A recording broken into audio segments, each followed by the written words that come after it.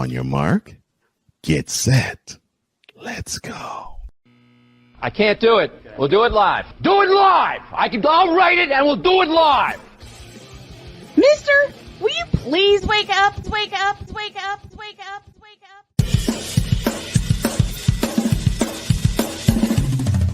Good morning, Kevin Durant. You should have left California.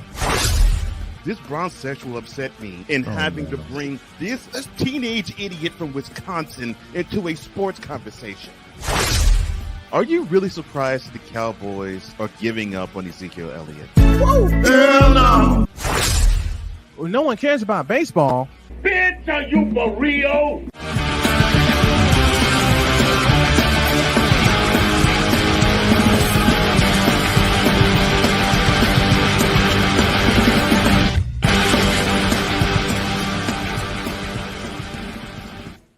Oh yeah, it's showtime. It's showtime. It's showtime.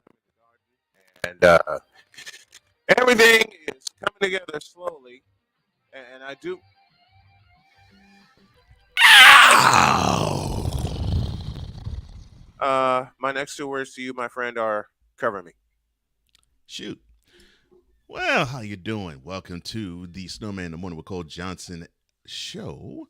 I am Cole Johnson. You just saw my other partner there, who is one Mr. Brian Snow, a.k.a. Snowman, the founder of the Snowman in the Morning canon. And, well, let's get right down to it, shall we? Whip around, please.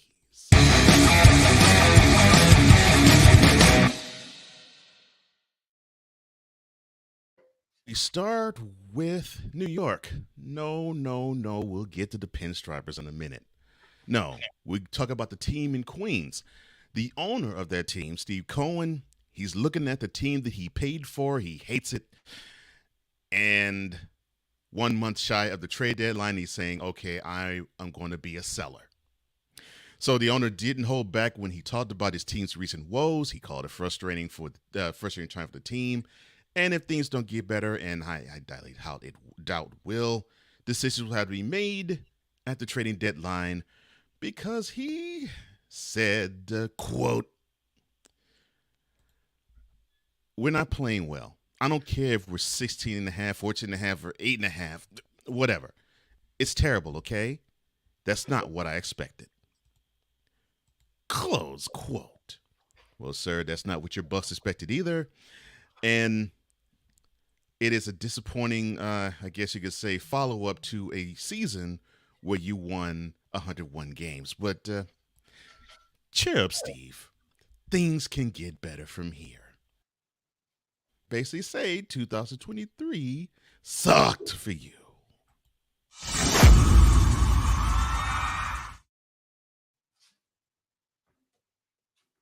The Brewers, well,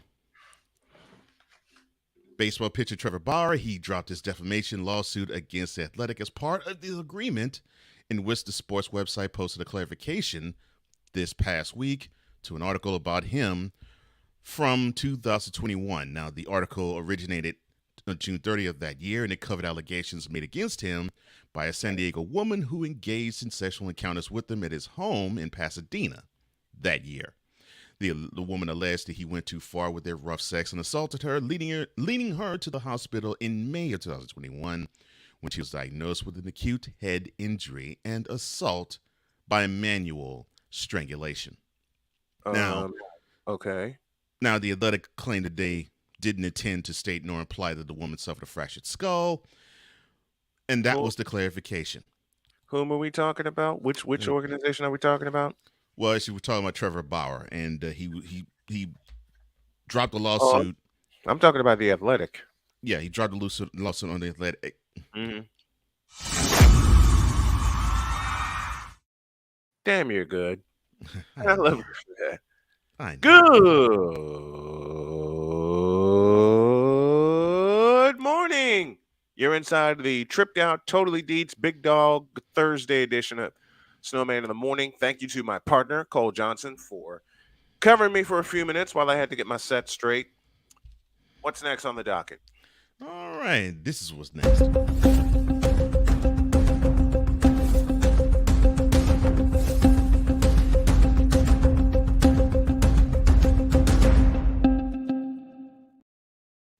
Shout out to Ryan McCarthy, who on Cole Sports dropped that breaking news, but I already had it prepared.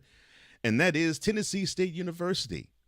They're going to become the first historically black college university to field a collegiate ice hockey team. Now, the school revealed this yesterday ahead of the 2023 NHL draft, which, of course, took place in Nashville. Now, the historic feat has been a collective effort. Part of it has been actually the relationship that TSU had, Tennessee State has with the Predators, the Nashville Predators, and the burgeoning relationship that they seem to be having with the NCAA, because they're hoping that this squad could actually become a Division I team, and they want to have a face-off as soon as 2024. I will make the same plea that I did yesterday. I want a shot at calling their games. Yeah, I think that'd be cool. I want a shot at call. I want to be a combination of Jim Durham, Bob Wischusen, and Chris Fowler. Meaning, I travel across the country. Wow. I call games. First name that came to mind. Well, I mean, he's extremely diverse. That's why I was like, wow, that's always okay. That's always been my mark. That's always been me being diverse at what I do. Yeah. Okay, let's go to New York.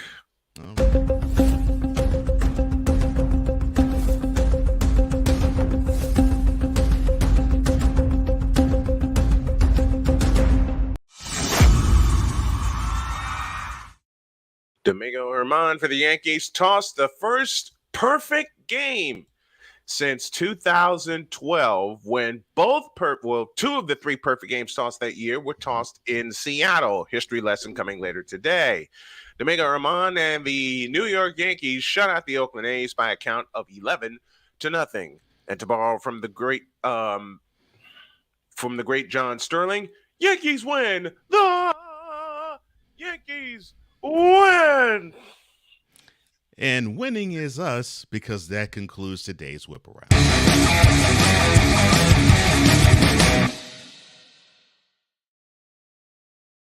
A break for me to adjust my settings, and when we get back, Rob Manfred opens the mouth, inserts the foot. Back after this. Dummy. This planet has been great to me. It's given me gifts that I can't even explain. It's given me adventures and memories I'll never forget. And Battleborn, I think, has given me the opportunity to go beyond and give something back. How can I be a better custodian to this planet and the place I live? That's where I am with Battleborn. Let's make the planet a better place.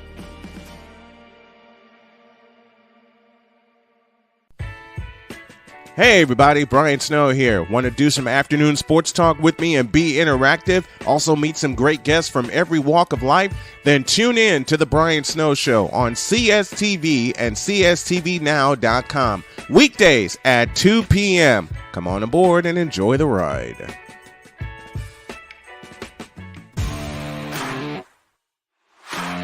PK Tire Pros, your one-stop on-the-spot auto service headquarters for a complete line of quality tires and auto services. For years, we have provided the Stockton, California area with the latest products and unprecedented services for everything we sell. And for years, our customers have been coming back. Take a look around. If you don't find what you need, visit us in Stockton, California. From the latest and best in tire technology to the services required to keep your vehicle looking good and running great, PK Tire Pros can get you out on the road quickly and at an affordable price. Stop by soon to see why so many people consider PK Tire Pros to be the one-stop shop for all of their tire needs. At PK Tire Pros, our friendly and knowledgeable staff, quick and dependable service professionals, and affordable prices all come together to make driving out on a new set of tires easy. On top of that, We never tire of tires. Stop by and see us, and you'll be glad you did. The following is a public service announcement from Wise El Jefe. Boston. This has been a public service announcement from Wise El Jefe. So why are we not surprised that he feels that way? I don't know. He only says it once or twice a day. Yeah. Or in Back your at case, the fabulous mentality, once or twice an episode. Yeah, definitely. Welcome back to Snowman in the Morning with Cole Johnson. I am Cole Johnson. I'm joined by Snowman. Hopefully the technical difficulties have ironed itself out, but we're good. A place where I believe technical difficulties are about to continue is Major League Baseball. And why do I say that? Well, I simply say it because the Rob idiot Manfred. running the show, the caretaker of the sport, Rob Manfred, is so obsessed with wanting to pass the game overseas, he's wanting to crap on the regular season. Why do I say that? Because he's entertaining actually shaving the games in the regular season from 162 to 154. And why? Because he wants to carve in time where teams could go overseas and play in the regular season. What?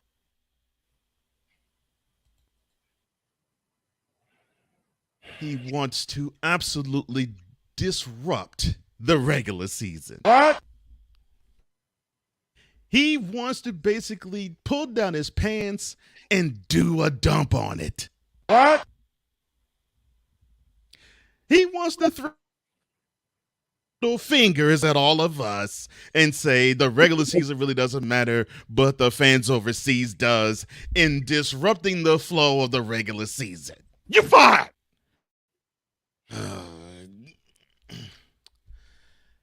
And this is on the heels of him saying to Time magazine last week, quote, "Oh dear. You know, of all the things I've done in Major League Baseball in my time as commissioner, I regret the decision that I made following the sign stealing scandal with the Houston Astros." Close quote.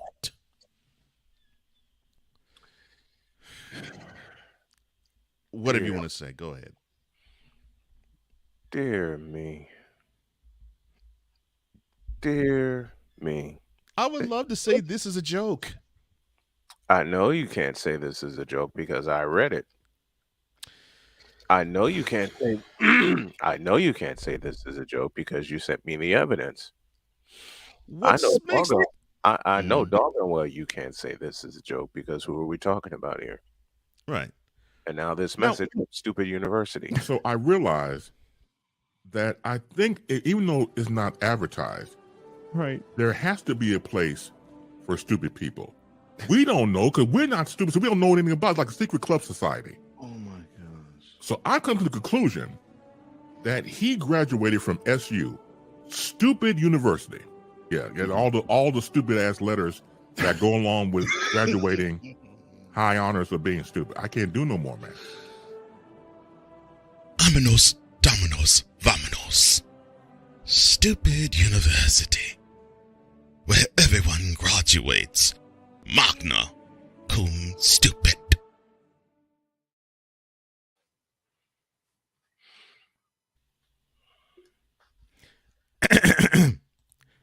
Now batting, the man who is waking up in the afterglow of a Yankees pitcher pitching a perfect game. Number 420, Wise El Jefe. Number 420. Good morning. Good morning. Good morning. Good morning. Well, you have come across a time, sir. We're talking about Rob Manfred, the commissioner of Major League Baseball, stepping in it yet again, saying that he wants to reduce the regular season from 162 to 154 games to slot in things such as the London series. And this is on the heels of him basically regretting how he punished the Astros. And he said that in Time magazine last week. Yes, we've discussed this. Yes. I listen, baseball is fine. Leave the 162 games. You're already doing a lot with these time clocks and why is it important that we do these London games?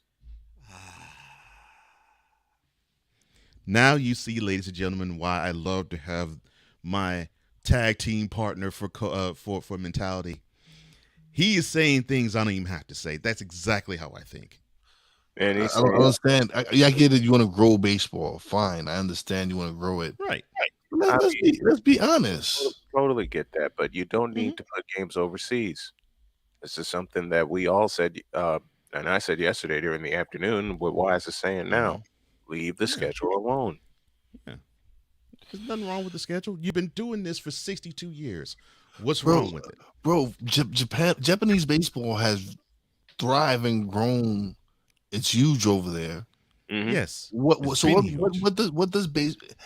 This is again an American business feeling that they have to stick their nose in something and somewhere.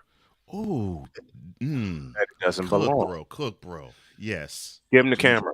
No. I'm just saying. I'm just explaining myself that there's no need to go like South Korea. They're playing some great baseball. Japan. Yeah. All these there's places that they're playing some great baseball.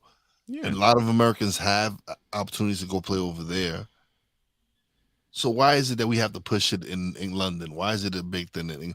If the English are going to love baseball, they're going to love baseball. If they're not, they're not. Invest money over there, I get it. But why change the dynamics of the game because you want to implement something new and have a London series? Right. Now you're trying to be a lot like the NFL. Yeah. And speaking along this and you Ryan, just triggered Ryan McCoffey saying that. A slight correction with that. Manfred's not really trying to copy Goodell as much. He's trying to copy Pete Rozelle, because remember, the thought of expanding the NFL overseas started with him as commissioner. And there were some experimental games as early as '86 and '87 overseas. Well, NFL Europe was because of that. That's the NFL was born, right? Mm-hmm. Yeah, so. But it's like he's trying to combine that with the talks of the NBA doing something just as ridiculous and saying, I'm sorry, when Adam Silver came out of his mouth beginning of last season saying, quote, we're going to entertain dropping 82 games to 78, and we're going to have a mid-season tournament. Close quote. And now a selection from the Wonderberry Choir entitled Today's Commissioners Are Freaking Stupid.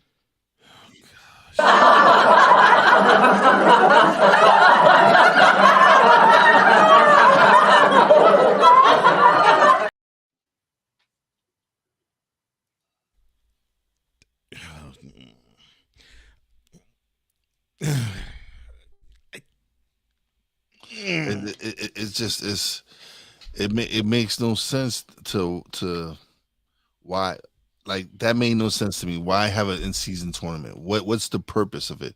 What do the fan gain from this?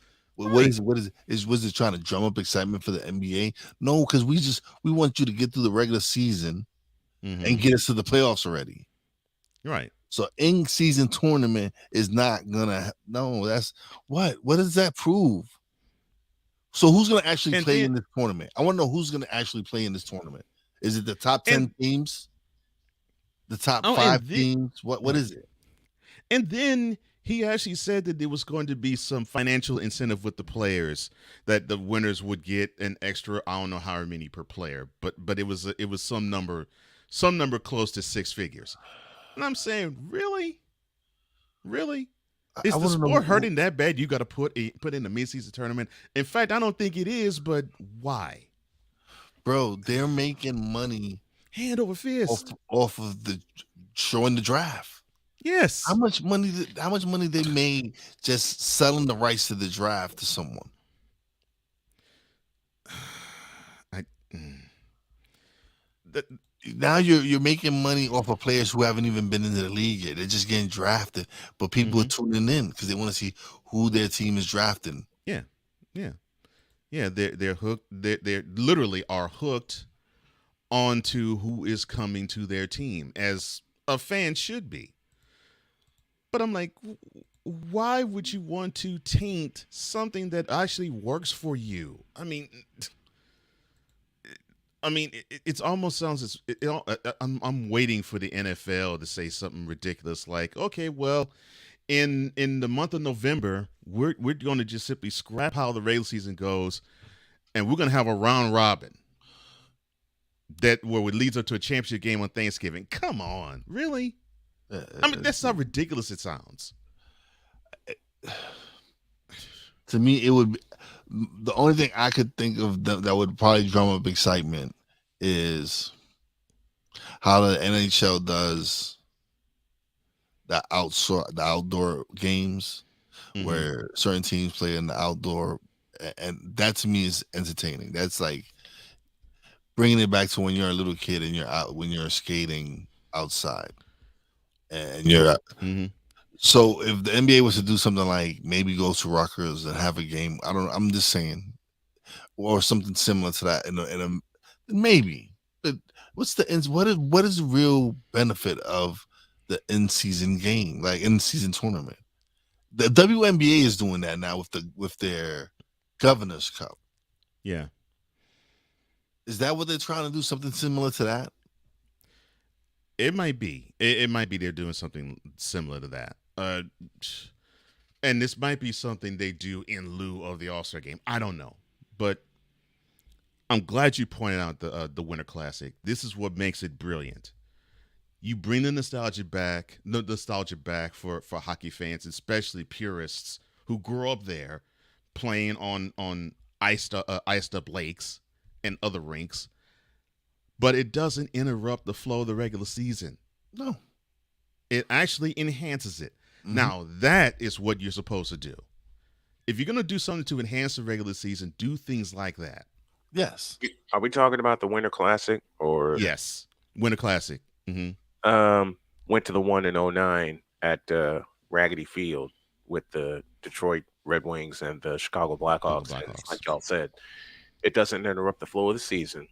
They match up teams that actually have bearing in the standings, like at the time the Red Wings and the Blackhawks did when they were competing for the Central Division. And of course, and then it expanded with the Stadium Series. And again, the Stadium Series involves matchups. I went to the one in 14 at Soldier Field.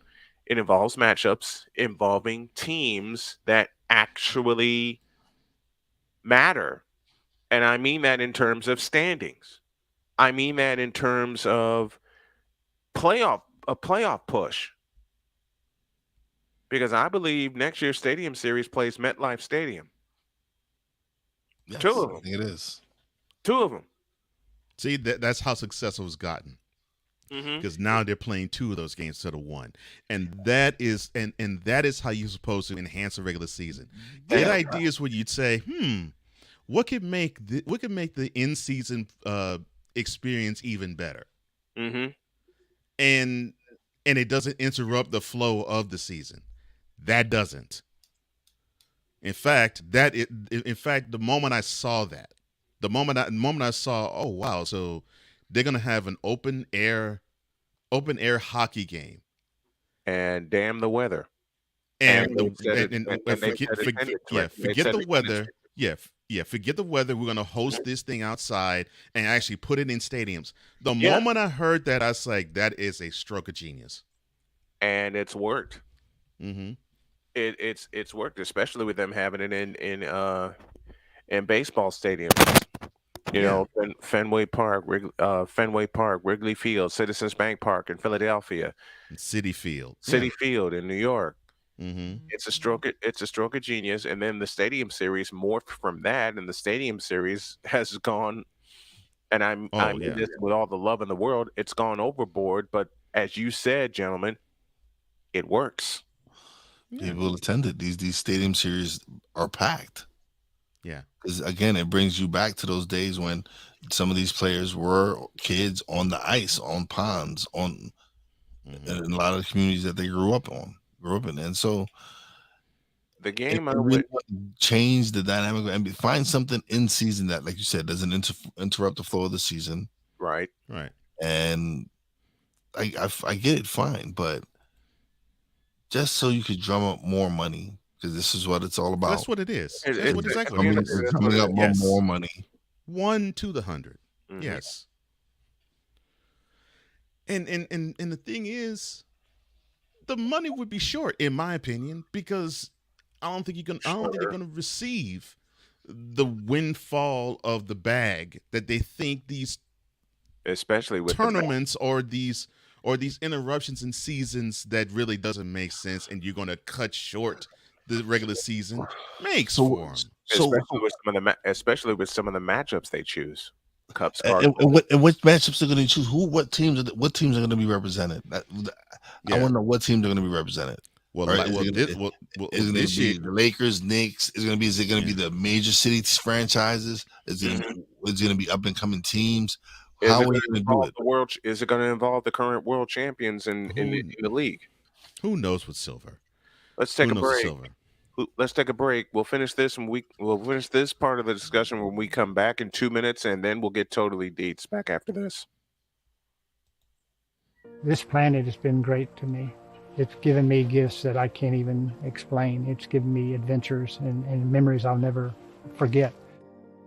And Battleborn, I think, has given me the opportunity to go beyond and give something back. How can I be a better custodian to this planet and the place I live? That's where I am with Battleborn. Let's make the planet a better place.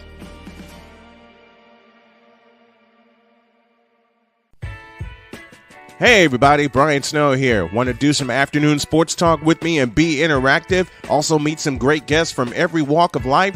Then tune in to the Brian Snow Show on CSTV and CSTVnow.com. Weekdays at 2 p.m. Come on aboard and enjoy the ride.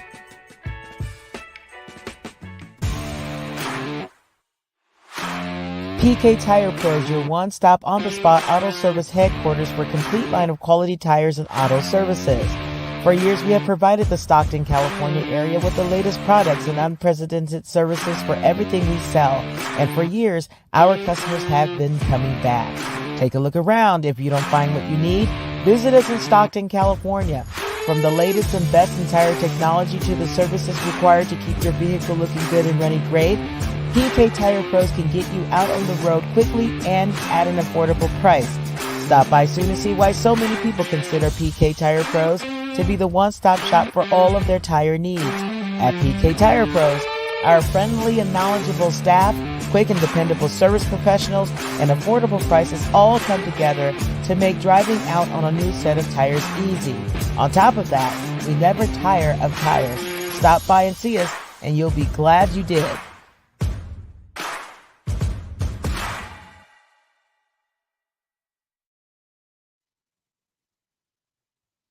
Cause we take this job so serious. The is that? Sorry, pardon me. My apologies. What in the all types of blue hell? This is Snowman in the Morning with Cole Johnson.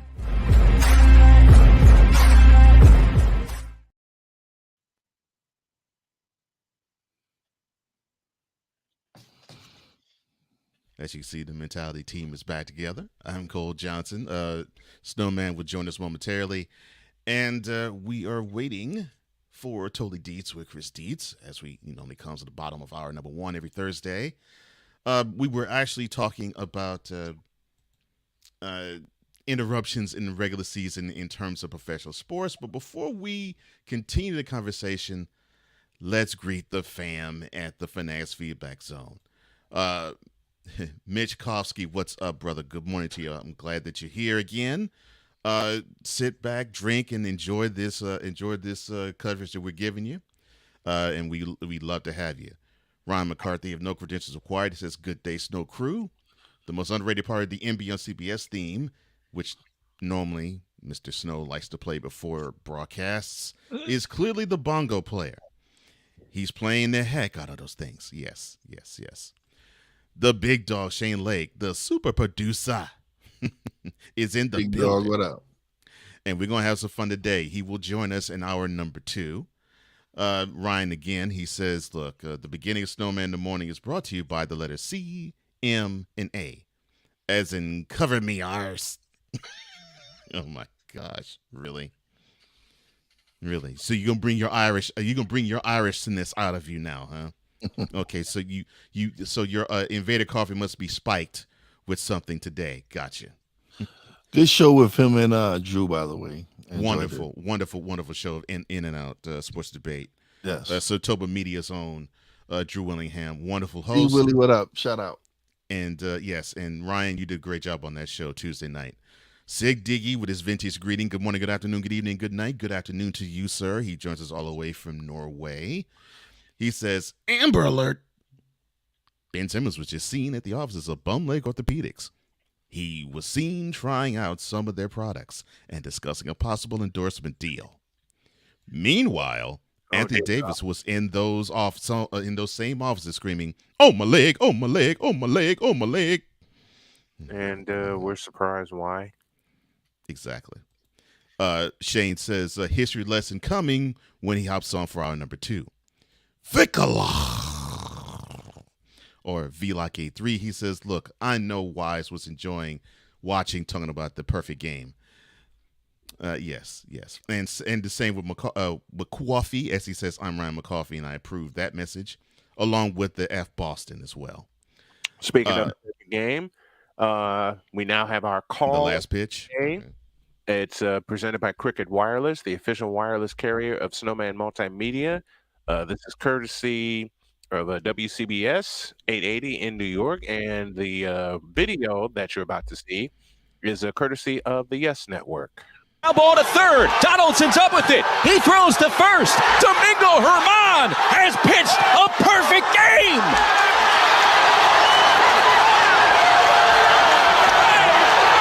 For the 4th time in the history of the New York Yankees, perfection attained.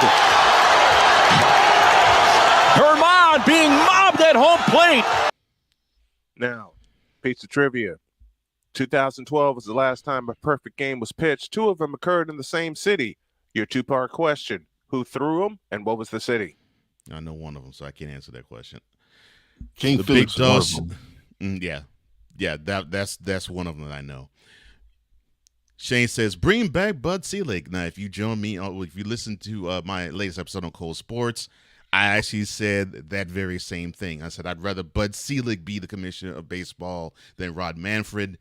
And Selig was absolutely horrible. That is how bad of a job Rob Manfred is doing.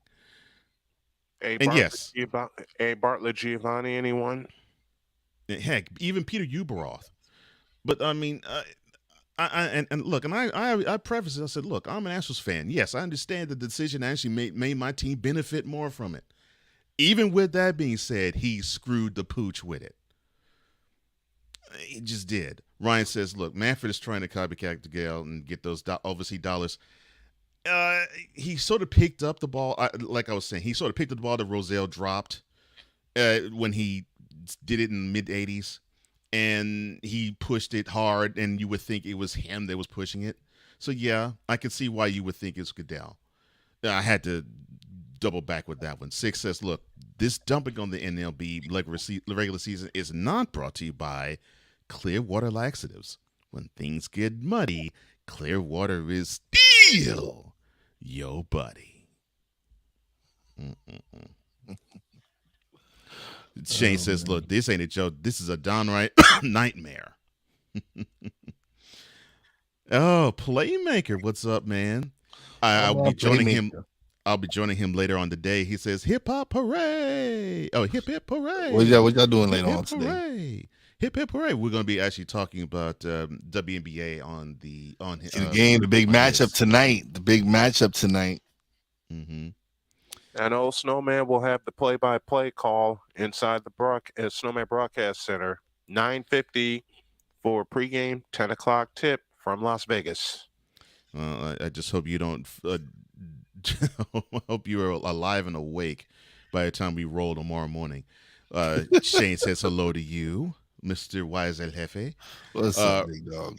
Ryan, he says, good morning, Alberto, be sure. Mr. McCoffey, what's going on? Yeah, I might be going up that way next week sometime, so we definitely got to link up. I can tell you how I feel about you night. I might go see Poppy J. He's in Albany right now, so I might just head out there for a couple of days. Cole, shut up. You put that. You're bringing me back to my high school days. Quit it.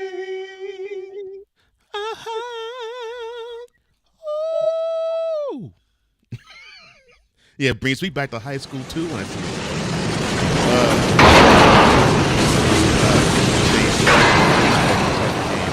the Yankees. I've been saying that about the Yankees the last few weeks, man. They just can't score no runs. Mm-hmm. But it's funny because they mentioned the other three. So it's been Don Larson, David Cone, David Wells, and now Domingo Germán. D. Or everybody's name with the letter D. And he redeemed himself from having some issues earlier in the year. Can anybody remember? Can anybody answer the trivia question I posed? Well, we said Felix Hernandez. That's one. Felix Hernandez is one. The other one, Philip Humber, Chicago White Sox. Huh. And the city, Seattle. Of course, you would ask. Of course, you would ask with the White Sox as an answer. I didn't know it was going on because I was scheduled to do 2 high school games in Gary, Indiana, with my buddy Mark Farina, and we just happened to catch that when we were getting set up. And let me turn this on. Mark turns to me and says, "Do you know Philip Humber's tossing a perfect game?" And by that time, it was in the 8th inning. So I found the radio feed. Will you shut up? That's what you get for doing that off the rails part for me. Why the you lying? Why you always lying?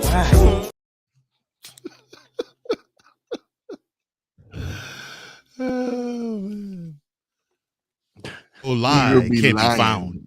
No lie can't be found. No lie can't be found. No lie can't be found. I was doing that. I was doing that to get back at you for the off the rails bit. Well, ain't no lie to be found there. In case y'all missed it yesterday, I'll edit it today. Cole took us to church. The pastor shows up, and yours truly showed out.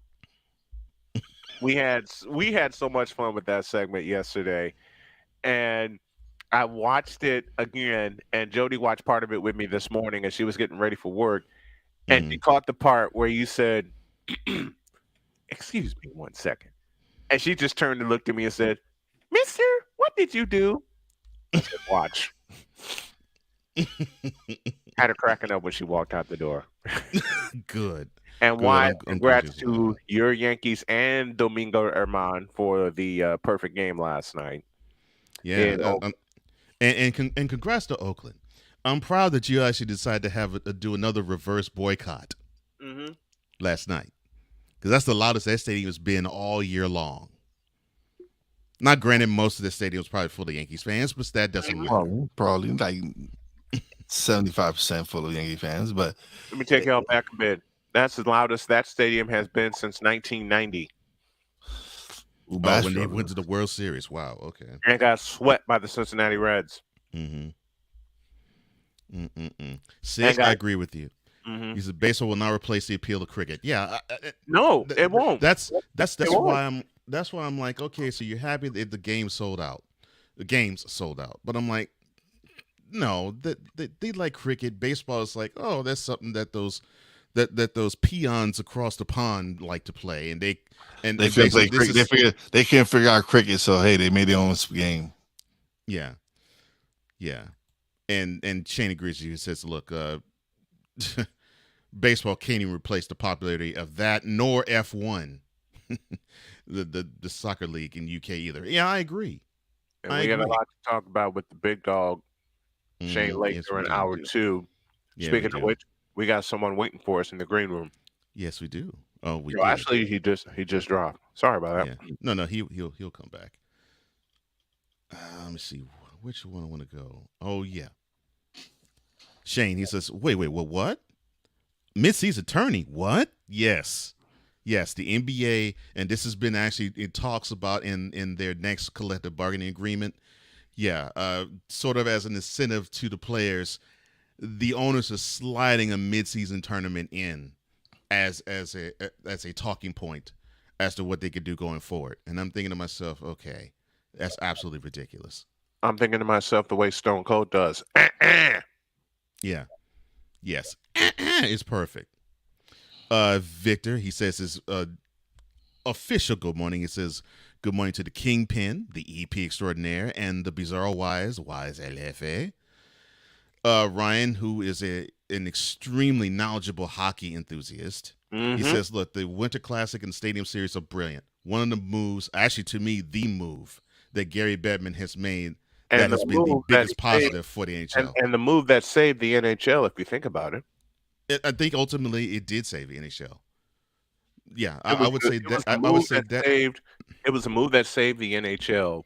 You know, developing the Winter Classic and then developing the Stadium Series, because now you have fans, myself included, anticipating when and where that next Stadium Series game is, and then you have fans flying in from different parts of North America to be there, to play there. Yeah, to watch it. Yeah, yeah. And Ryan mentioned some of those games for next year. It says it'll be the Rangers Islanders on February 16th. And then the next day, the Devils and Flyers at MetLife Stadium. So, I'm like, I think that game with the Rangers Islanders, I believe it's the Rangers who sacrificed a home game, and the Islanders are going to be the home team. I believe that to be true, Ryan. If you would look that up for me, please. I believe that to be true. That the Rangers, both teams, as y'all know, are in the area, but I think it's the Rangers who sacrificed a home game because they sacrificed a home game, but the Islanders are the home team. That don't make sense. That won't make sense then. No, that wouldn't make sense. It's something to do. It's something to do with MSG. I can't remember it offhand. Well, but then that would make the Rangers the home team. They would make the Rangers the home team. Yeah, since they're sacrificing a home game. They're giving up a home game. Yeah. Why don't I just look? I think y'all are right. It's got something to do with their agreement with MSG.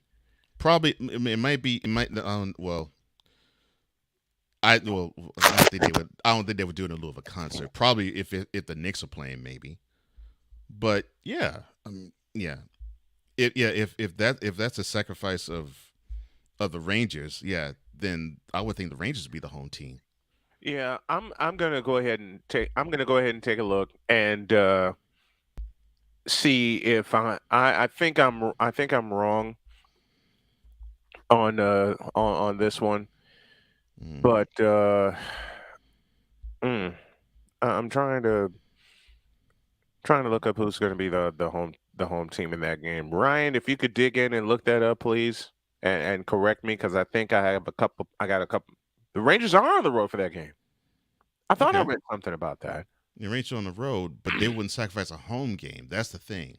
Yeah, that part I may have gotten wrong. So I apologize to hockey fans for getting that wrong. Yeah, that'd be the Islanders sacrificing a home game, which that I could see. It's the Islanders that would sacrifice a home game. Y'all are right. Yeah. Wait a minute. A black man talking hockey? I know. Wait. Did it wrong. Do it again. Take two. A black men talking hockey. Black men talking knowledgeable hockey. And Victor and I had so much fun yesterday because I had mentioned the Blackhawks and Pat Foley being their longtime voice and John Weideman being their current radio voice. And Victor's like just went through this list, talking hockey, knowing hockey, remembering a score, and remembering the day I got into it. Well, yeah, I remember all of that. Speaking of Pat Foley, here's another call of the day presented by Cricket. Under the shot, he scores! Hawks win! Hawks win! Darryl Sutter! That was 1985 at the Met Center in Bloomington, Minnesota. Game 6 of that series, I believe it was, and it was a double overtime win, with the Hawks winning 4-3. All right. Now I can actually. You dropped again. Doggone it. Well, I guess not. We got technical difficulties all over the place. You know what happened? I flipped studios. I changed studios. I'm in the bigger one now here in the house. And I was on a roll, too. I was getting ready to do my call of the Yankees and A's, and one very important thing happened. I fell asleep. Oh, that'll do it. I took my medicine. I took my nighttime medicine, which included gabapentin for my neuropathy. And the next thing I know, I was out cold. And oh,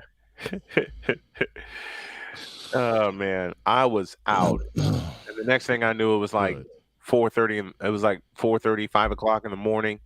I went back to sleep, and then my wife's alarm went off. Well, you had a productive night. Yeah, that's part of the reason I was scrambling this morning. Because when she left, I fell asleep again. It was one of those where my body crashed, and I tried to rebel against it, and my body wasn't having it. Of course it wasn't. My body wasn't having it. 54 after the hour. We're coming up on our final break of the hour. Hour 2 with the big dog Shane Lake coming up next. Let me say hello to Cole. You and I talked about this yesterday.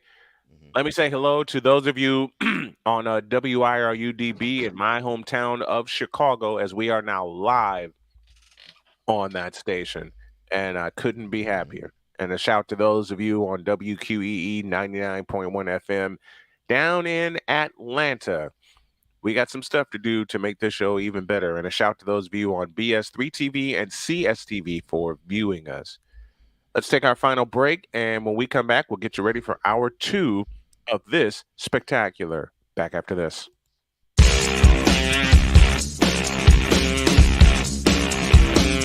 This is Snowman in the Morning.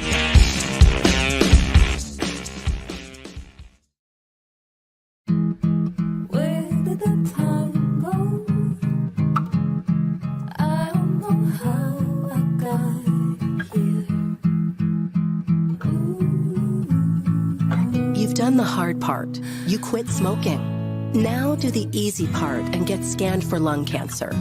If you smoked, you may still be at risk, but early detection could save your life. Talk to your doctor and learn more at savedbythescan.org. If you talk and they will hear you. We all want our kids to grow up safe and healthy, so we show them how. And we tell them with honest conversations that let them know what we expect. Not just one time, but every chance we get. That's especially important when it comes to alcohol and other drugs. Kids not only need to know the dangers and how to avoid them, they need to hear it often from you. And when it comes to pain medications, opioids, they need to know that they should never be taken without a prescription and never shared with friends or family. It's dangerous and illegal. So talk with your kids and guide them through the challenges of growing up safe and healthy. Because when you talk, they hear you. For more information about talking with your kids about underage use of alcohol and other drugs, visit underagedrinking.samhsa.gov. So talk, they hear you. You can do it if you try. He was only 58 years old when he passed away, that outcome could have been different. Colorado happens to be one of the worst states for radon levels. It's in our ground, and it seeps up. The more you breathe radon, the more chance you have of DNA being hit and the cell mutated. The EPA estimates 22,000 lung cancer deaths a year caused by radon.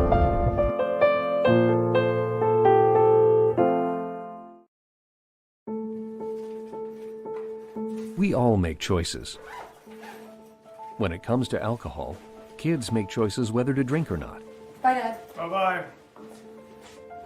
Remember, I'm going to Alex's party tonight and sleeping over. Have fun. Hey, have a seat for a second. Remind me about that party again? Alex is just... And adults make choices whether to talk about it. That's true of parents and every other trusted adult in a kid's life. Kids want to know our expectations when it comes to alcohol and other drugs. They want guidance and honest answers to their questions. And it makes a difference when the message is consistent and part of everyday conversations.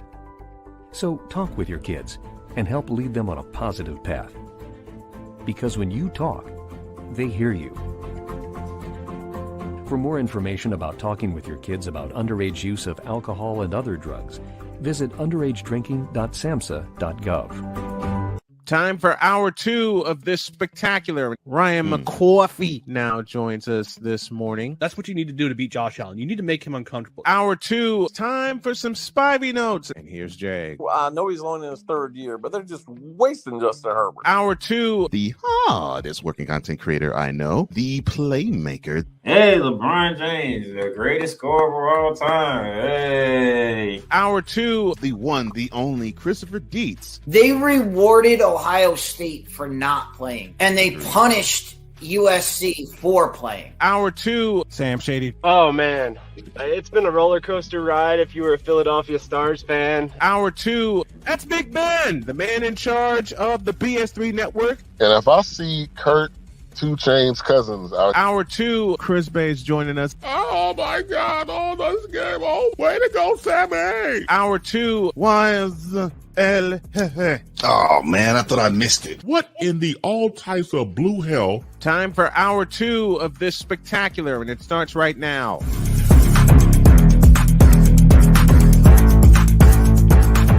Let me make a correction. No one punished USC for playing except Utah when they beat them up in Las Vegas. This is hour 2. That's Cole Johnson. Wise El Jefe. I'm the Snowman here as we are right at the top of the hour. And speaking of the top of the hour, I am pleased, honored, and thrilled to welcome one of my best friends in life and in broadcasting. Here's the big dog, Shane Lake, and he joins us right now. What's up, big dog? Good to have you. What's up, fellas? What's going on, What's big up, dog? Shane? It's good to I've see known you, this man. man. Again. I've known this man a decade, and he's been there with me through any and everything, ups, downs, and all that, just like Cole Wise and Cool McCain, who's standing by, has. But when I was living in LaPorte and everything went sideways, when I was being stalked, he was like my first call every day. Because Shane, you remember, I called the LaPorte police to tell them that this you-know-what was all too well, man. All too well. Yes. I called the LaPorte police to tell them this you-know-what was stalking me, and they laughed in my face, which sent me into a horrid tailspin. Well. And Shane was right there coaching me up, saying, man, go home, put your studio together, and put your headphones on. Go be in your happy place. Well, I thank you for that advice. Well, to probably greet the 2 gentlemen that's on the screen. The following is a public service announcement from Wise El Jefe. Boston. This has been a public service announcement from Wise El Jefe. The following is a public service announcement from David 3000. Yankees suck. This has been a public service announcement from David 3000. Now everyone's been properly greeted. Yes. Shane, you threw something at me yesterday about a race being in Chicago, and it's and it was designed from from iRacing. Talk to us about that. Oh, a couple of years ago during what we all know as the world shutdown, iRacing and NASCAR were trying to figure out new ways to do things. And somewhere along the lines, they decided to come up with the idea of, well, why don't we try to make a track in Chicago that's different? So they got together, took some scans of the city, and next thing you know, we got cars blasting up and down the streets of Chicago. And the thing about that is, now we got it for real on the same layout. So this weekend, 4th of July weekend, what better way to celebrate it than in the Windy City, throwing down the first time NASCAR Cup cars have ever been on the street circuit. Why not do it in the Windy City, one of the biggest markets out there? And understand, y'all, most of the racing that was in Chicago took place in Joliet, which is 40 minutes south of Chicago. This time it is in the city.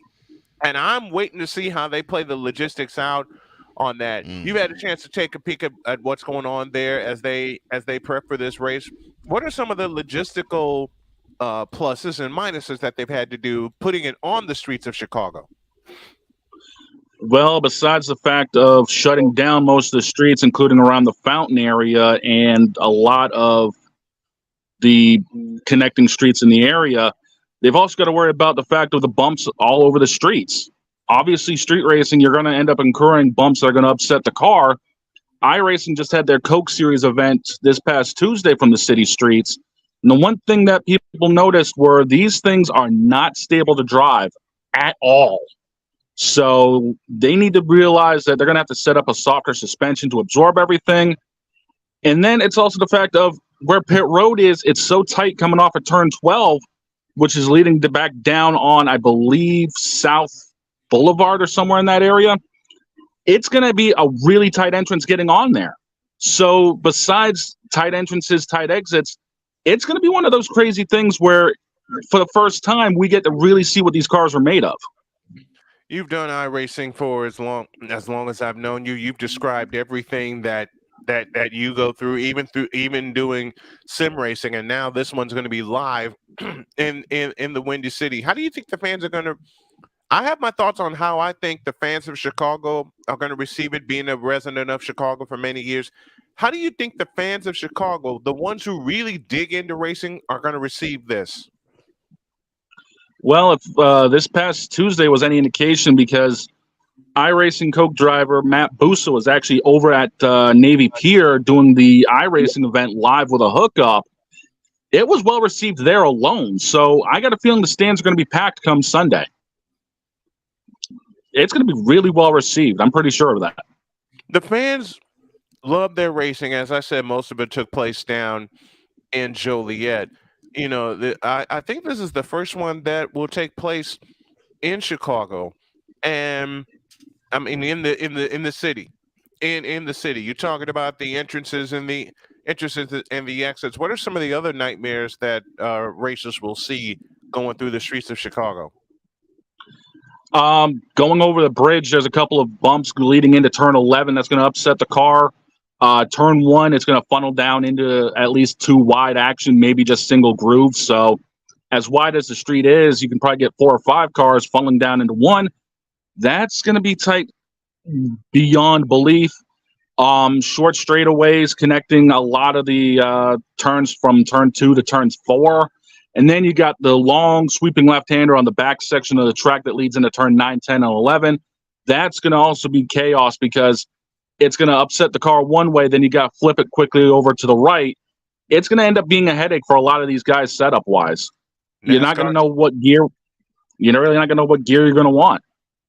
NASCAR Chicago Street Race this weekend. The race is Sunday, July 2nd through downtown Chicago. You mentioned Buckingham Fountain, the Magnificent Mile, and all the fans that are going to be there. What's the seating going to be like for this weekend race? As far as I know, there's going to be a lot of setup over by over by the front stretch. I think they're going to have bits and pieces throughout the. I think it was 2 through 4, 2 through 5, and then probably on the back section leading into the front stretch. So probably 9, 10, 11, and 12 will probably have some seating as well. But you're going to see a lot of people using the area around the fountain. They actually, Parker Klingerman this weekend made mention that they're actually using the fountain area as the midway. So there's going to be a lot of people mulling around there as well. So it's going to be set up almost full on like an event through the racing, because they've also got concerts going on with Chainsmokers, with a few other bands that are showing up for the weekend. So they've turned this into a full-blown party.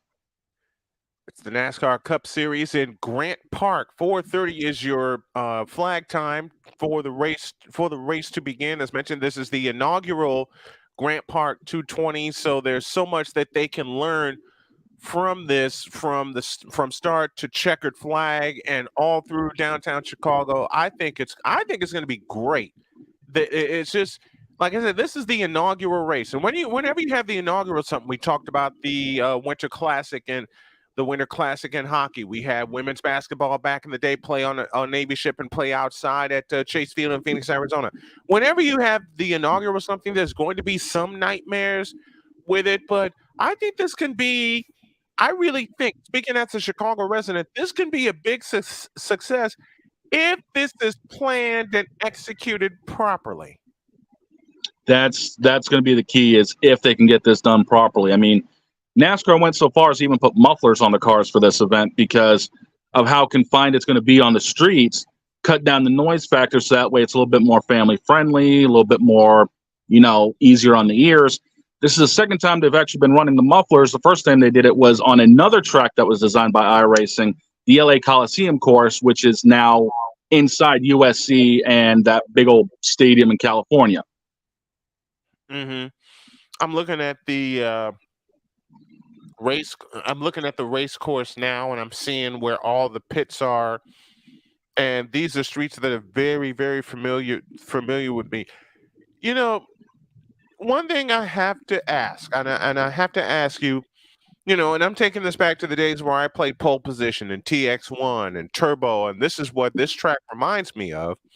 A lot of anybody who's played pole position remembers the Suzuka track and the Seaside track. That's pole position too. Doesn't it? And I'm making this comparison for a reason, because you mentioned the turns. Doesn't this remind you of either of those two tracks? Honestly, if I'm going to equate it to modern day tracks, you're looking at places like Monaco. You're looking at places like Long Beach, St. Petersburg for the Indy cars, or, places like that. It reminds me a lot more of those concrete jungles than anything else. Monaco, especially with just how tight it is, because Monaco, you're lucky to get two cars down through there just normally, let alone trying to go 3 or 4 wide. At least on the front straightaway, you can actually have accessibility to fan out and try to get passes going. But the problem is how tight the braking zones are. And this is a 100-mile race. This is a 100-mile race through the streets of Chicago. All the pits are set up. There's one point. Let's talk about that. There's one point where everyone's going to have to pit up and get refueled and everything. What if a couple cars come in at the same time? What is that a crash waiting? Is that a crash waiting to happen? Did they set something up where that can be avoided? Everyone's going to have to be on their toes, especially coming out of turn 12, because if you look where the exit of turn 12 is, look where pit lane entrance is, that's going to be chaotic. We saw that in the iRacing event back on Tuesday, where one guy almost ended up hitting the barrels off of pit road because of how quick pit road comes up off of turn 12. Right. That's going to be chaos, especially late in the game, because Cup cars are only getting roughly 4 miles to the gallon. So you're looking at 2 pit stops this race. Yeah. It's going to get chaotic, especially with strategy. I mean, it's good to see the race be in the city, in downtown Chicago, first of all. Second of all, with every part of the race, you're going to see the iconic skyline.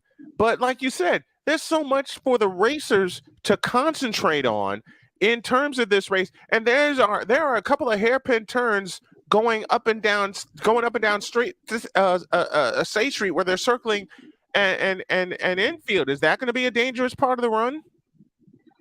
If you're trying to get by somebody late, you're not going to care how dangerous it is. You got to do what you got to do. But early on, you're going to see a lot of guys be taking it easy, at least through the first stint of the race, easily. Maybe towards the end of the second one, You get a late caution, obviously everyone's going for broke, but I think until you get down to about 20, 25 laps left, you're going to have a lot of people just keeping their eyes on things. Absolutely. Absolutely. Switch to, you know what? Let's take an early break. We're going to switch to hockey and then we'll welcome another guest. The big dog Shane Lake hanging out with us this morning. Back in a minute.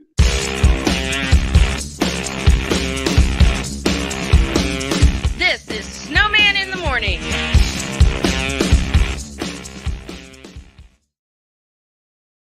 This planet has been great to me. It's given me gifts that I can't even explain. It's given me adventures and memories I'll never forget. And Battleborn, I think, has given me the opportunity to go beyond and give something back. How can I be a better custodian to this planet and the place I live? That's where I am with Battleborn. Let's make the planet a better place.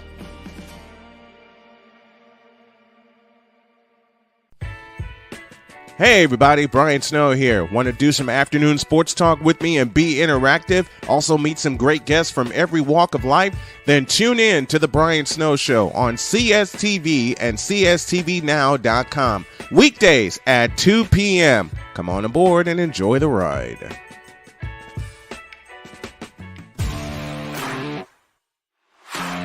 PK Tire Pros, your one-stop on-the-spot auto service headquarters for a complete line of quality tires and auto services. For years, we have provided the Stockton, California area with the latest products and unprecedented services for everything we sell. And for years, our customers have been coming back. Take a look around. If you don't find what you need, visit us in Stockton, California. From the latest and best in tire technology to the services required to keep your vehicle looking good and running great, PK Tire Pros can get you out on the road quickly and at an affordable price.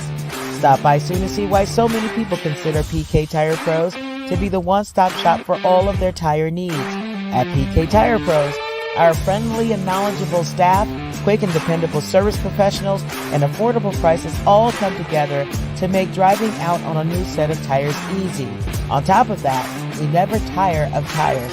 Stop by and see us, and you'll be glad you did.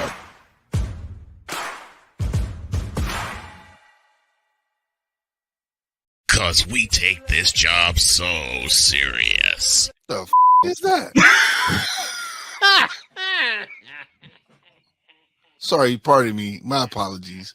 What in the all types of blue hell? This is Snowman in the Morning with Cole Johnson.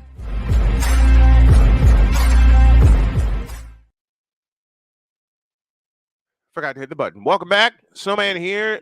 Big dog Shane Lake hanging out with us, and someone else wants to hang out with us. We're going to talk a little NBA, talk a little Seattle Kraken hosting the Winter Classic. But first, let me do this.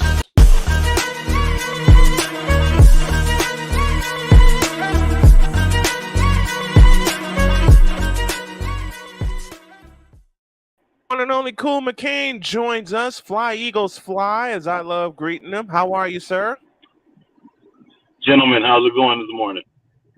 I didn't do this properly. Hang on a minute. See, along with that greeting for Cool McCain for the NFC, this has to follow.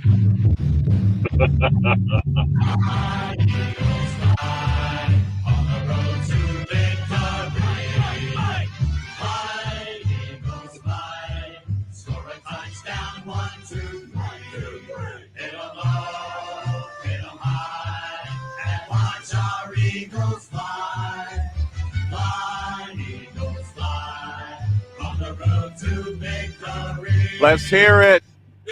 EAGLES, Eagles. Oh man, down in Charlotte, North Carolina, Cool McCain joins us. The big dog Shane Lake joins us. You know, I shouldn't go off the board because I got the slate in front of me, but I'm going to go off the board anyway. Let me talk to Cool McCain for a minute. Will the Winter Classic ever grace Charlotte, North?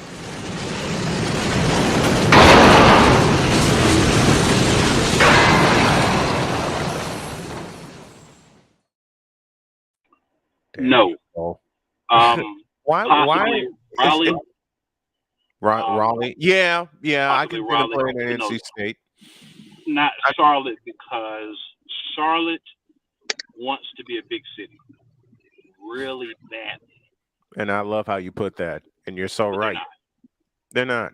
They're really not. Winter Classic They're this like a high level, medium sized city, but they want to be a big city. yeah, they do. They do. Winter Classic this for New Year's Day will be in Seattle at T-Mobile Park as the Kraken will host the Stanley Cup champion Vegas Golden Knights. Up top to Shane, your thoughts on this particular matchup in this particular city? We sure the ice is going to survive long enough to actually host the rest of the game? I mean, usually Seattle's what, 45, 50 degrees out during that time of year with the rain that they have. They're going to be lucky if it actually survives, let alone they're able to play the full game. Every game we have had from Chicago to Boston, everywhere else has been cold enough to actually keep the ice. We sure it's going to last that long in Seattle? And the one I went to in Chicago in 2014, snow actually came down during the game at Soldier Field. So it was a bad it was a bad view, but I enjoyed every bit of it, you know. Oh yeah. So that was fun. Let me go back. Let me go back down to Cool McCain and his Philadelphia Eagles. And I got to tell this story. The Sunday of the NFC Championship, Cool messaged me, and all he said was, "Are you ready?" And my honest answer was, "No." And he goes, "Why not? This is a game that you called." And I said, "Hello, have you seen your defense?" And he starts laughing. My wife and I are getting settled. We're getting ready to watch the game. And my wife knows how nervous I get because, you know, she's got bad feet. So I would massage her feet. And when the game started, apparently, according to her, my massaging got intense. Because she made the comment to me, "I know when you're nervous about a game because you start digging in and massaging my feet." And then Hassan Reddick happened. And then I said, "Game over." And my wife said, "Well, it's not over yet. Did you see what happened to Brock Purdy?" And Cool, you saw the comment I made, "Hassan Chop." And I said, "Game over," right there. The Eagles got better courtesy of the draft when they took, I don't know, like 18 members of the Georgia Bulldogs and said, "Y'all are playing with us." But to be serious, did the Eagles fill all of the holes that they had on their defense and their offense? So I would say you never fill all your holes, because even if you get a great group of draft prospects, everybody's not going to be ready for year one. Also, you always need another receiver in case somebody gets hurt. You always need another corner in case somebody gets hurt. You always need another lineman for your rotation. You know, you always need some hybrid guy that can play some safety in corner or linebacker and safety for you. So I wouldn't say all the holes are filled, but I feel that they did the best job possible up until now. The one thing we always know about the Eagles and Howie Roseman in the last few years is there's something else coming. You know, there's some rumblings about KJ Hamler maybe being traded to the Eagles. Obviously, there's a couple of guys out there at safety who may be leaving their team, who there's rumblings may be coming to the Eagles as well. So we'll see how everything plays out. But as of today, no, I don't think all the holes are filled, but I think we've replenished what we lost to some extent. I feel the same. Another player too. I gotta chime in, man. I love my NFC East brother here, but he needs to stop acting like the rich just don't get rich with his team. He needs to stop acting a fool. We lost a lot of people, bro. We lost a lot of people.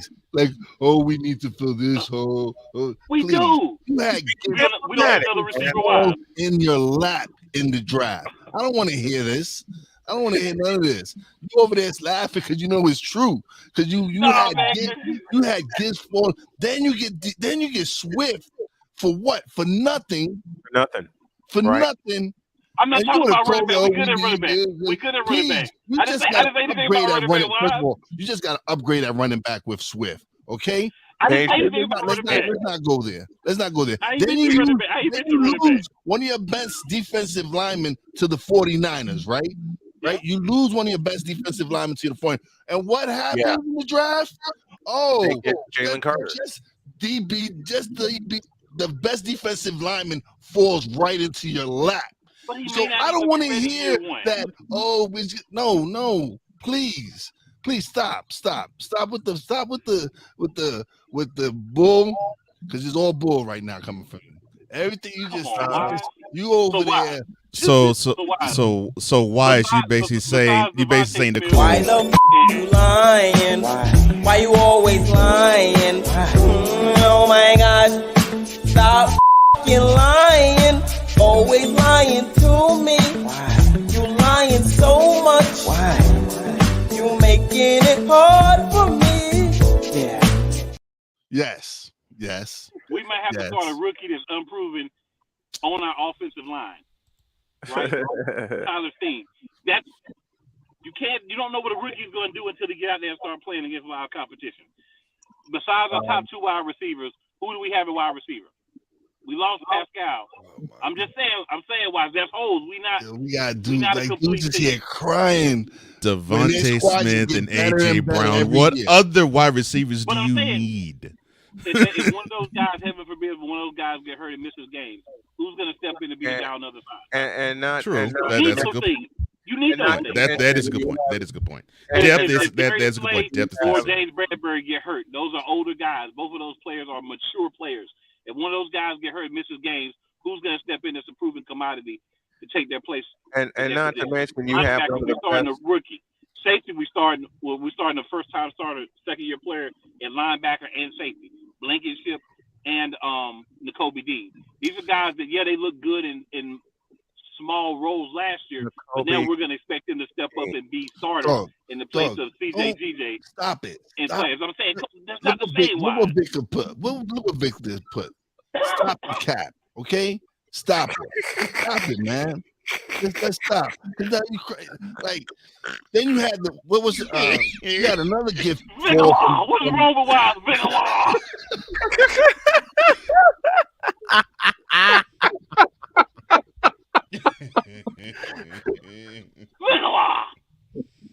Oh God! So here's what I want y'all to understand, right? Okay, y'all realize Vickalaw was a product of Cole. Y'all realize Vickalaw was a product of Cole Johnson, and now it's taken on a life of its own. Like other things that Cole Johnson has done, has taken on a life of its own. Here's what I want y'all to understand, right? When you ask me about the Philadelphia Eagles, right? Yes. I'm not looking at who we think we're gonna beat this or that. I believe we're going back to the Super Bowl. So what do we need to beat the Kansas City Chiefs and the referees next year? So for that, we still got a things that we can wait a minute. That take takes an absolute ridiculous big giant size.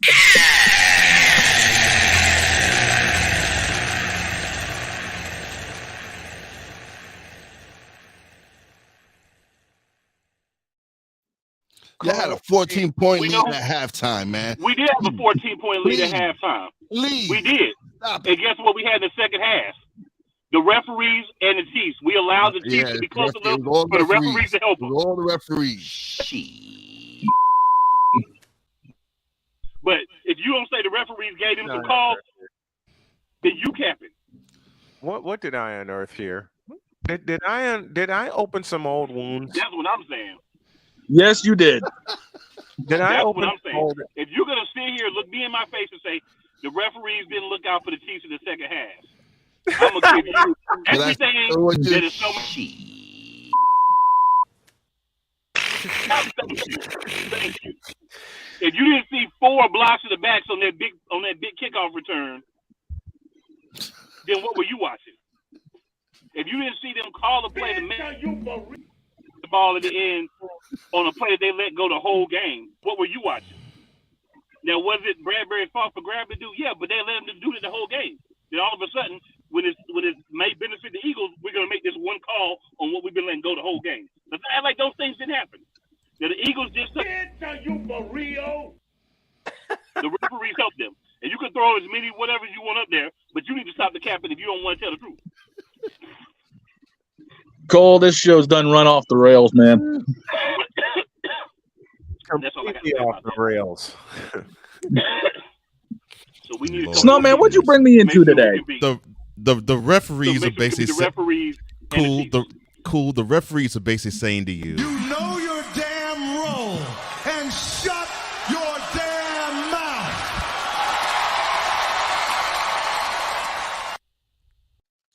And you know what I got to say to those same referees? Oh, I think it's in the words of Rick James, played by Dave Chappelle. It goes something about a couch and what you do to the couch. That's what I got to say to those referees. F your couch. F your couch. That's what I got to say to those referees. Cole, you realize now you have to find that clip. You know that. I know I can find that clip. Fingers say to the face, slap. That's what I got to say to those referees too. Lord, you for real. In order to be able to make sure that we maintain enough of a lead, if we can get back to the Super Bowl next year, which is our expectation, we need to make sure that we're good at every position, that we have depth in case we have injuries, throughout the year, because you have to make sure that the refs can't turn the game for you if you're going to beat the Kansas City Chiefs in the Super Bowl. And they're going to do everything they can to get them back to the Super Bowl because of the guy they have, one Patrick Mahomes, is who they love. So basically, you're saying that the ownership the Eagles ownership should slide the referees a bunch of cash. Hey, I didn't say that, but I would not be opposed. You just did.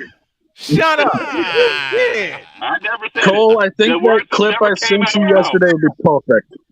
Stop the damn cap. You just did. I'm sorry, Cole Cole. said that. I didn't say it. You know I love Cole, you, bro. hit that clip for me. Hey, listen. I didn't deny it, but I didn't say it. Cool, you know I love you, but doggone it, that whole take is Trays.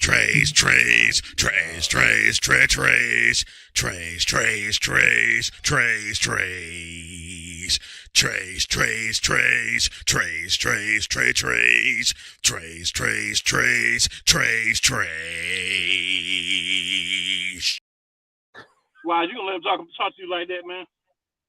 He's talking to you. He ain't talking He ain't talking to me. He can't be talking to me. He is. He's talking. There's no way he can be talking to me. He's talking to you. There's no way he can be talking to me because that take was accurate.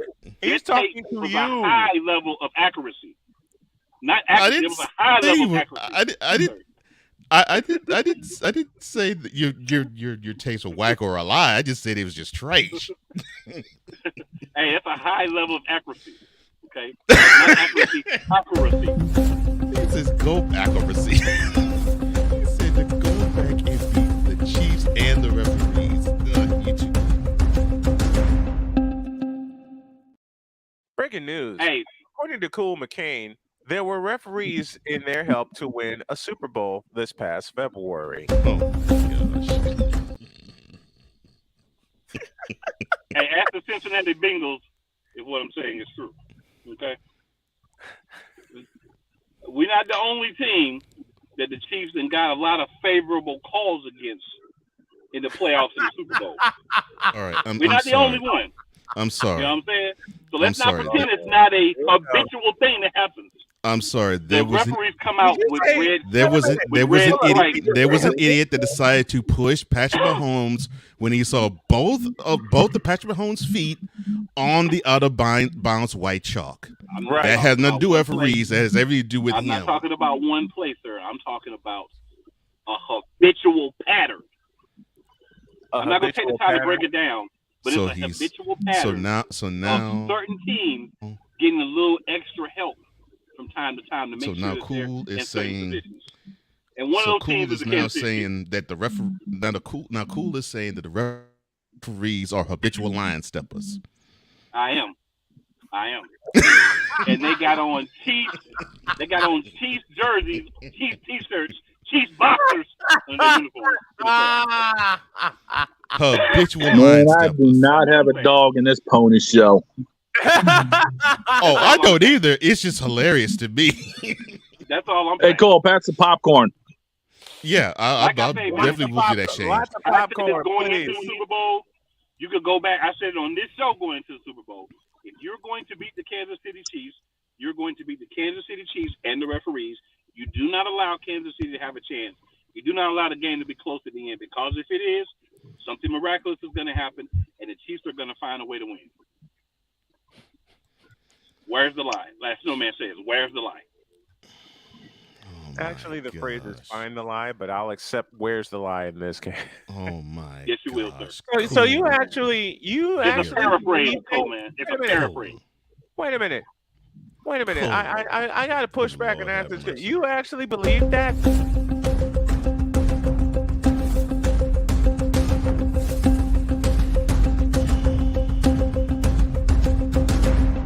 Breaking news. Yes, if I didn't Cole? believe it, sir, I would not have said it. I don't speak untruths. Breaking news. Mr. Cool McCain believes that the referees have helped out the Kansas City Chiefs in their 2 Super Bowl wins. As well as many playoff victories. It's breaking news. It's breaking news. There's people.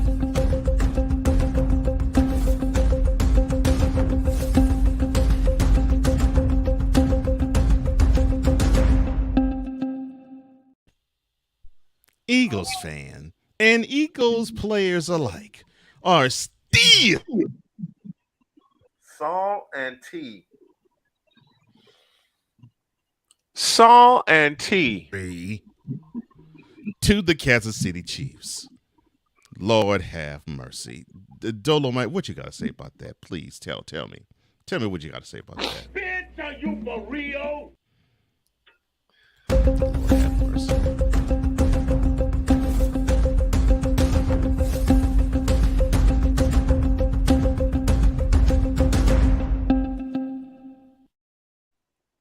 And this is after Cole gave me the compliment of staying on task. Let's take 2 minutes. When we come back, we'll try to get this show back on the rails, but I have a feeling it won't be. Back after this.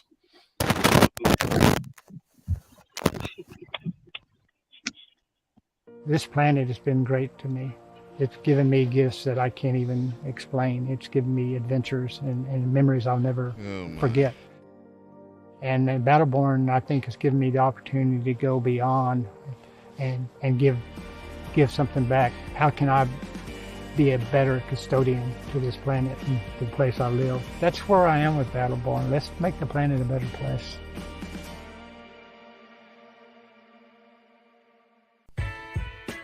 Hey everybody, Brian Snow here. Want to do some afternoon sports talk with me and be interactive? Also meet some great guests from every walk of life? Then tune in to the Brian Snow Show on CSTV and CSTVnow.com. Weekdays at 2 p.m. Come on aboard and enjoy the ride.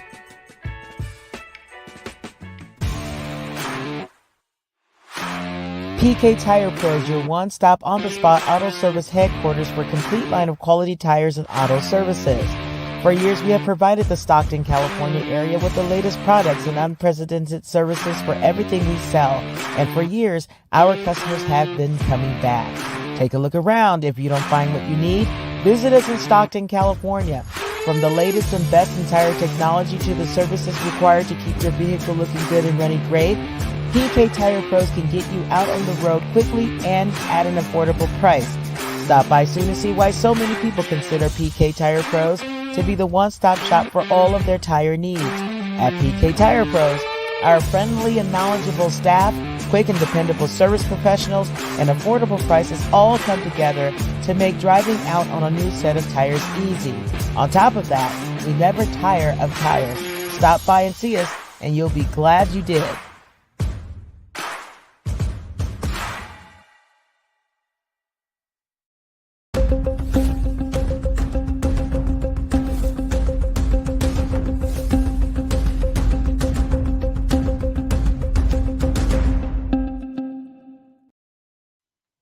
Oh dear.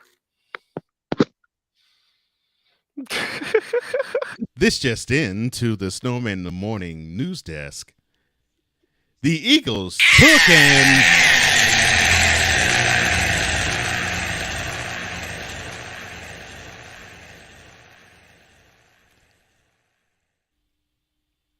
to the Kansas City Chiefs 38-35 in February.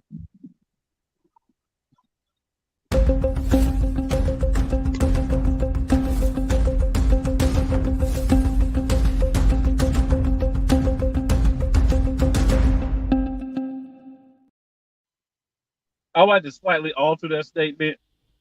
You said the No. Chiefs, but you forgot, and the refs. That's it. You just add that today. That statement is 100% accurate.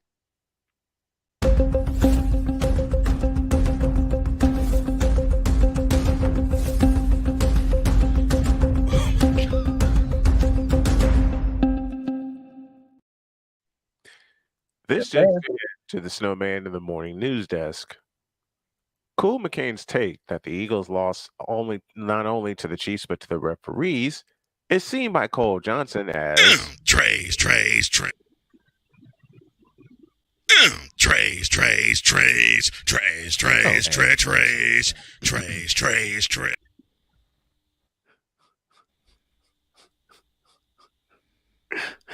And Cole Johnson's take, the Cool's take, is trash. It's seen by Cool as the same thing. Snowman, can I ask you one question? What the hell? One question, and we can move on. One question. What the hell? I'll ask the question for you. What the hell did I unearth here this morning? Well, not that question. That's for you to decide. But this is a question I need to ask. So when your San Francisco 49ers lost in the Super Bowl, who did you lose to? Kansas City. Oh, Lord. All right. Now, in the fourth quarter of that game, right, Lord. how many times, pivotal fourth quarter of that game, how many times did the referee call any type of holding penalty on the Kansas City Chiefs, even though they were mauling your defensive line, molesting them, pounding them, and treating them like they were in a battle royal? How many times did the ref call one penalty against this same Kansas City Chiefs team that Cole has the unmitigated call, the audacity to say that I'm not telling the truth? How many times, Snowman? Now the offensive line is molesting defensive lines now. How many times did they call the Snowman? How many times? I counter that with this. I got the perfect answer for you because you don't want to answer it. Zero, zilch, nada, not one. I have a question in return. Your team, after that game, your defensive line needed to go get counseling for being molested. Okay? And not one call was made. Why? Because they were playing the Kansas City Chiefs. Yes, LeBron, it is you. It has been you. It is you now. It will always be you.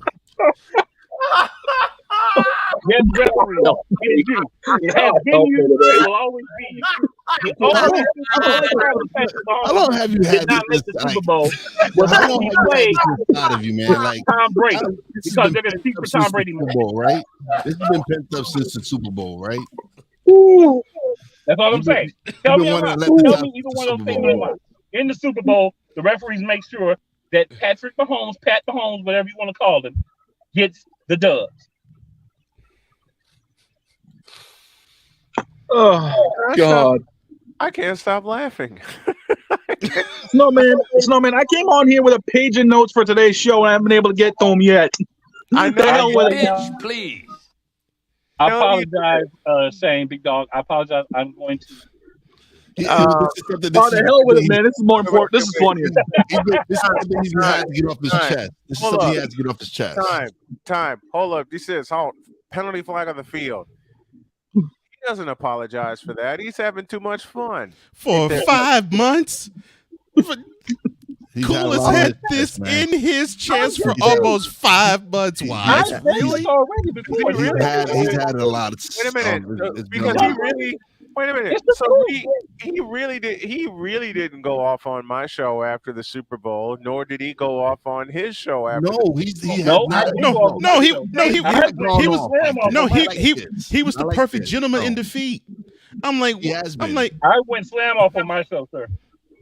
No, what I'm not going to allow people to do is go back and change the past. We lost the game, but they helped. The 49ers lost the game, but the referees helped. This is a pattern with Mahomes in the Super Bowl, and I'm not going to allow people to say it's not a pattern. It is a pattern. Well, So the what Eagles you hurt. have to do The Eagles hurt is you themselves have too, to though. make sure there's enough of a gap where they can't influence the game. We did not do that, so we allowed the refs to do their thing. That's our fault. Why does Cool sound like Seth Rollins all of a sudden?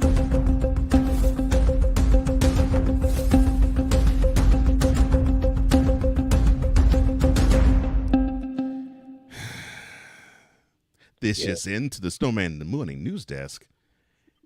The refs and the wet field have everything to do with the Kansas City Chiefs beating down the Philadelphia Eagles 38-35 in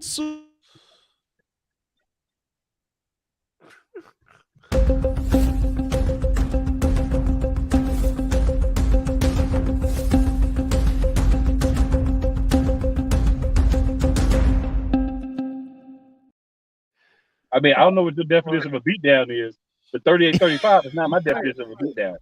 No, don't just. I'm just going off the breaking news. I'm just correcting these absurd breaking news comments that we're getting here. Mr. McCain.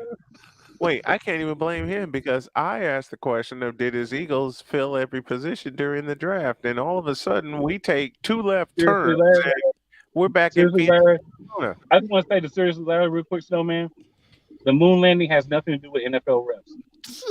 But if they were there and it was Patrick Mahomes, then there would have been a penalty on the shadow for the other.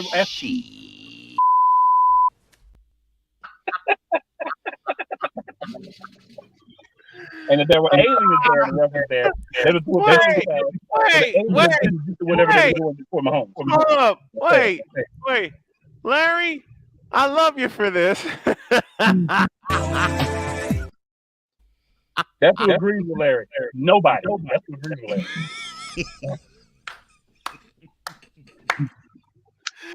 Wait, Shane, can you show me the page of notes you had again, please? Hang on. Full page of notes. Yes. Ready, man. Full page. You had a full page of notes. And I feel like it's my fault. Actually, it's Wise's fault. Wise needs to apologize. It was Wise's fault. It wasn't my fault. It was my boy. Wise is my guy, but it was Wise's fault. Why? Because you came on here crying? Because you came on here crying. I made crying like, what we need to try to win a Super Bowl. And you came up here talking about the riches and all that. We were robbed of the Super Bowl. Nobody ain't mentioned nothing about those Super Bowl. You want to come on here and talk about we were robbed, the referees did we weren't robbed. See, here's the thing. This is why you can't say something, y'all. The Eagles got beat by the Chiefs, the referees, and the wet field. And let's not forget the bad cleats to go along with that wet field. We both play on the same field. You know I ain't nothing about the field. So you know don't merge me with Brandon Graham. I ain't saying nothing about the field. Oh, we was sliding everywhere. Oh, I ain't saying but Brandon Graham did. I ain't saying nothing about that because both teams were sliding. I ain't saying nothing about that. But Brandon Graham said something about the field. Both teams play on the same field, but both teams didn't get refereed the same for the whole game. Let me show something to Shane. Shane, here's my full page of notes. Matter of fact, 4 of them. One of these pages. Man, just toss them. Toss them. We lost it. You know who be putting up props like that?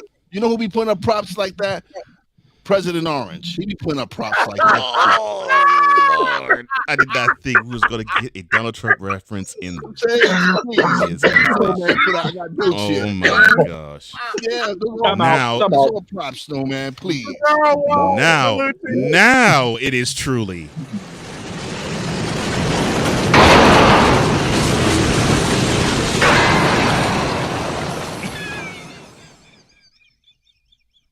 Okay, give me this button, and Wise, I'm going to make you smile. We have yet another candidate for the f***ing moron of the year. He said President Orange. He brought President Orange into this conversation, y'all. Not only did he bring him into the conversation, he made it work. It worked. It worked. It worked beautifully. Of course. I mean, how can you not make it work, man? This is Wise we're talking about. True. And the greatest thing about it, Wise looked into this camera and said it with a straight damn face. Mm-hmm. Now you know how I feel every time I record Wise Mentality. A lot of these things he says with a straight face, but it's absolutely hilarious. With a straight face, like he did. Victor and I talked about Jason Fatlock yesterday. The same way he said, the same way Wise said, "quote Now you know what brings out Bizarro Wise, Jason Whitlock, because it certainly brought it out to me yesterday, and I might have a part 2 to that later today." Listen, Jason Whitlock is crazy. What did I now? We agree. We agree with that. So serious, Larry. Yes. Serious, Larry. You throwing a lot of shots in the comments, buddy. But how about you come up on here and get some of this work? Since you want to throw some comments. You are an idiot. Wait. You are a fool. I don't care who you are. You don't want the smoke, Larry. You don't want it. Don't ask for what you can't handle. Has the hardcore Eagle fan been unearthed out of Cool McCain? Don't do it, right? Don't do it, Larry. Wow. Don't start talking about clapping back because all you hard. doing is 2017. We're not talking about 2017. We're talking about Patrick Mahomes. Stop trying to bounce all over the place. Stop trying to be the troll comment. How about you meet me and let me destroy you, desecrate you, violate you, and treat you like the Kansas City Chiefs did the San Francisco 49ers linemen in the Super Bowl? How about you let me do that to you verbally? Oh my God. My man, don't do it. I'm saying, bring all that smoke. He's going. My man, Cool is saying, bring all that smoke. Oh my God. Bring all the smoke, y'all. Seriously, Larry. Don't My man's doing a young fly. Snowman, I feel like Michael Cole and Pat McAfee at the commentary table watching a couple of jobbers go at it here. Yeah. Don't ask me what you don't want, Larry. Just a minute. I brought Shane aboard and actually had notes on what we were going to talk about this morning. We got one of the main subjects in. We got 2 minutes left on quiet. Go ahead. You know what? Oh, man. I got one of the subjects in. I bring in Cool because I see the harness across his chest. I see the hat. I greeted him properly. And then we go back to February in Phoenix, Arizona. And we've been in Phoenix, Arizona in February for the past 25 minutes. And we included a break in the middle of this. Wait a minute. I mean this jokingly, Cool. During I mean this very jokingly. Even during the break, when the commercial was playing, I looked down in the green room and I see steam coming from Cool's ears with everything that he was talking about. Flashback to mid-February. He flashed back to February. He flashed back to February, and as I said, folks, we've been here about 25 minutes now. Now Cool's trying to keep a straight face. But during the break, he had steam coming from his ears. His eyes were beat bloodshot red. And then Larry decided to egg him on with all the comments he threw up today. Yeah, Larry keep want to talk about 2017, and we talk about Patrick Mahomes. This clown up here trying to talk about something totally different. Wait a minute. We talking about Patrick Mahomes and Chiefs, and this clown talking about 2017. Go, Cole. Read it. All right. This Cool McCain hijacking is brought to you by Stick 'em Up Mercenary Services. Want to invade a segment? Hire Stick 'em Up Mercenary Services. Now available in Russia. Oh!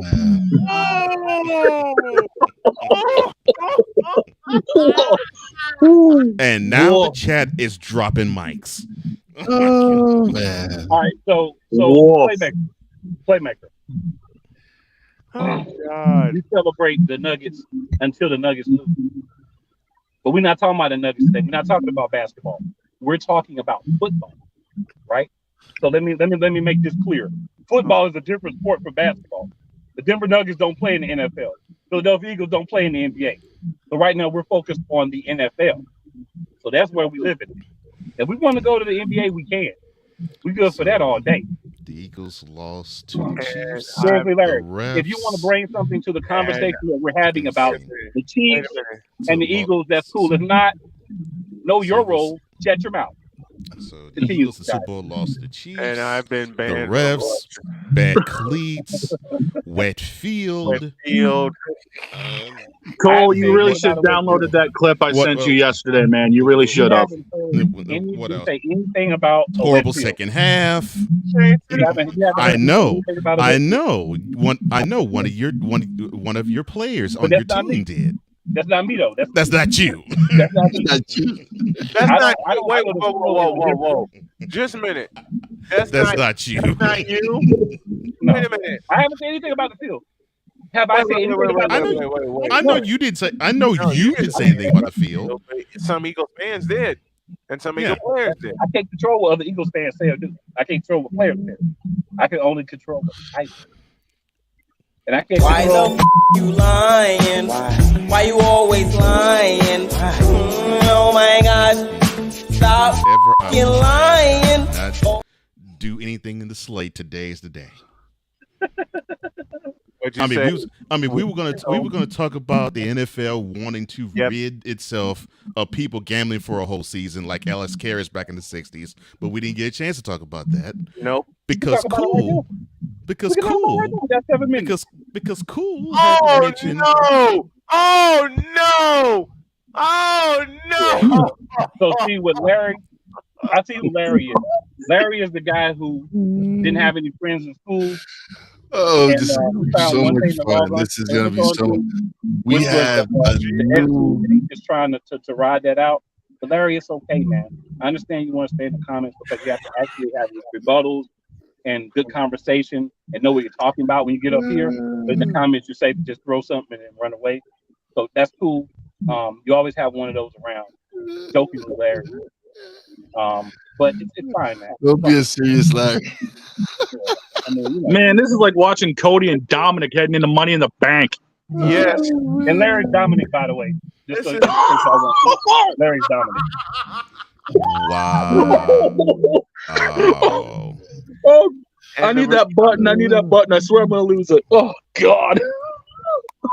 That's what happens when Dominic tries to slap you and run away. This is essentially Larry. Actually, Dominic's probably a tougher of a guy and more knowledgeable about wrestling than Larry is about sports. I'll do this one. This Cool McCain therapy session was brought to you by Yellow Flag Psychologists. Sports fans, get it all out with a therapy session from Yellow Flag Psychologists. Coming soon, portable rage room. Yellow Flag Psychologists. Hey, Larry, say hi to Ben Simmons for me. I know that's your trainer. Oh!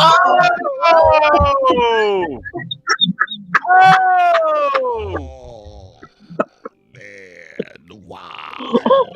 Oh, and better yet, I know your other trainer is Joel Embiid.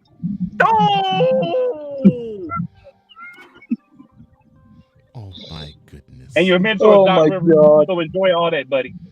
And your mentor is who? Doc Rivers. He no longer there. He's unemployed. He's now Nick Nurse. He said Doc Rivers. Good grief. Even my cat Pumpkin is running away from this massacre. Oh, I'm gonna need a second Well, round. Ben Simmons, Joel Embiid, and Doc Rivers are your guys. We understand. We're going to need a third hour. And Jerry Jones. And let's not forget Jerry Jones is one of his heroes as well. So we understand. See, I had Shane the whole hour with everything that we were going to talk about. I bring like, I bring Cool McCain. I be acting like Hershey Walker at the debate. Holding up that fake toy badge. I got a plan. Like I had a plan. Like, look at what I got at show and tell. Oh my gosh. That's what he's doing right now. Like, yeah, I have one too. Why? I love you, dear. I love you dearly. But for that comment and making me laugh, I mean this playfully, a whole lot of you. Oh my gosh. I love you. Brilliant. I love you, Wise, for that. See, now we've had 2 mentality clips worked into the show today. And by the way, we've had an awesome show. Very if you much. haven't watched Brutality, y'all have to watch Brutality. Why and I love it. Thank you, Cole. I don't know. Thank you, I don't know if I could call one part of Mentality the best part of Mentality because the whole show is awesome. Oh, listen, But then you get to the all end. cool, man. It's all cool. You get to the end. You get to the end of it with Wise going completely ham on an entire city. I mean, when I've been actually nice lately. I've been nice on Boston lately. I've been chilling. And we've because Cole's he's been filling up my plate with some great stuff. Like he's been putting out some real good stuff. See, Cole has this evil intent at the end of the show. He has this evil. Intent. Yes, evil. Oh, I got to hear this. Evil in terms of breaking everybody up, breaking the audience up into 200,000 pieces, and having us grabbing our stomachs, holding our head because of a laugh headache, and walking out the room. When Cole, give me this button. When Cole says to the tune of quote, "Okay, Wise, do you have anything else before we sign off today?" Close quote. I'm being polite. I'm being polite as the moderator of the show. I'm being polite. Shut up. And stop the cap at the same time. Wait, what am I supposed to? What's supposed to do? Just run through? Say, well, that's all the time we have. That's all. What I'm supposed to do?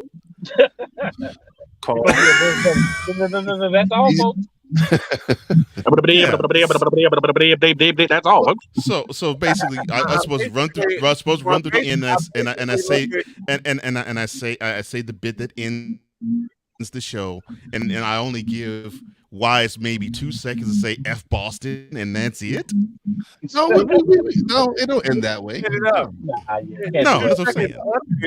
You got to all the build up. You got to give us a nice payoff. They do a great job. Wait a minute. 2 Thank seconds, you. nothing. Thank you, Cole. Thank you, Cole.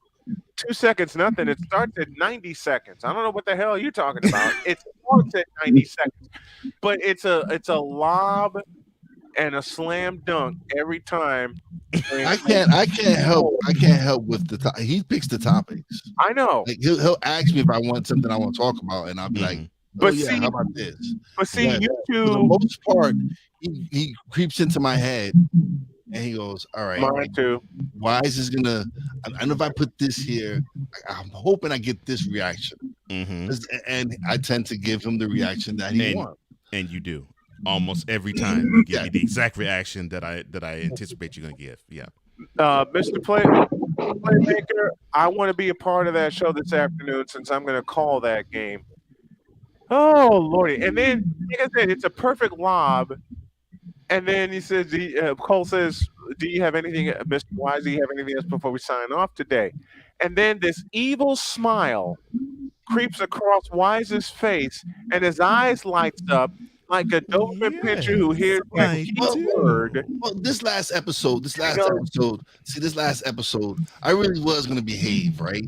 I was. No, you weren't. We went through the entire show, and I didn't really even have my list of Bostonians that I was gonna. The first time you didn't need a list. And when Wise says that, when you watch the episode, you will see this to follow. Why the f you lying? Why you always lying? Oh my gosh, stop f***ing lying. Always lying to me. You lying so much. You making it hard for me. And then I was lying to myself. And then he goes right in on Bostonians. I was lying to Snowman, myself. get us out of here. Snowman, get us out of here before Amtrak investigates this train wreck. We gotta go. Have a great day. He made me not be cool, Bickala. And Stick, I know I need to stop bullying people who aren't ready for it. You're right. In the immortal words of Cody needs to leave Dom alone. You're right. So I'm going to take your advice. Cody's going to leave Dom alone. In the immortal words of Maury Povich, that is a lie. Let's get out of here. Brian Snow Show in a couple of hours. When I get the slate from Cole, it's going to go off the board anyway. Mike Debate for hour 2, Shane Lake for hour 1. Have a great day. God bless. Remember to make your next move your best move. And always remember, if your dreams don't scare you, they're simply not big enough, especially with the gentleman I have here. Dream big, do bigger. We are, and we hope y'all are too. Mission Vegas, mission $1 billion in 2 years. We're out. See you tomorrow. Go now.